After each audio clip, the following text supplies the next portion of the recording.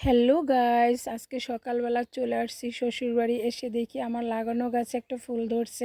দেখেই খুব শান্তি লাগতেছে, কারণ পরিশ্রমের ফল এভাবে দেখতে কার না ভালো লাগে, তাই না বন্ধুরা বলো? কারণ আমি তো বাড়িতে থাকি না, আমি চট্টগ্রাম থাকি, ওখানে আমার হাজব্যান্ড চাকরি করে। তার জন্য ফুল দেখে খুব খুশি হলাম। গত মাসে আসছিলাম, এসে আমরা ওয়াশরুম, গোসলখানা এগুলো করে গেছি, কারণ আমার দেবর বিদেশে থাকে আর আমার হাজব্যান্ড চট্টগ্রাম। তার জন্য এখানে ওরকমভাবে বাড়িঘর করার মতো কোনো লোক নেই। এই ছুটিতে আমরা আসছি, সব কিছু রেডি করতেছি, বালু, ইট, সিমেন্ট সবগুলো রেডি করে রেখে গেছি। 15ই বৈশাখ আমরা কাজ শুরু করব, যদি সৃষ্টিকর্তা সহায় থাকে আর তোমাদের আশীর্বাদে। আর আমার খুব স্বপ্ন ছিল আমি 3তলা বাড়ি করব, কিন্তু এত তাড়াতাড়ি যে আমার স্বপ্ন পূরণ হবে আমি কখনো ভাবতে পারিনি। তবে আমার মা বাবা সবসময় বলতো, সৃষ্টিকর্তাকে বিশ্বাস করলে সব কিছুই সম্ভব, আর তার আশীর্বাদ থাকলে সব কিছুই হয়, আর নিজেদেরও চেষ্টা থাকতে হবে।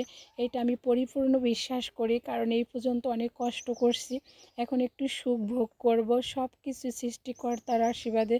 তোমরাও পাশে থাকবে বন্ধুরা, আর আমার জন্য আশীর্বাদ করবে যেন আমি ভবিষ্যতে একটু সুখের মুখ দেখতে পারি।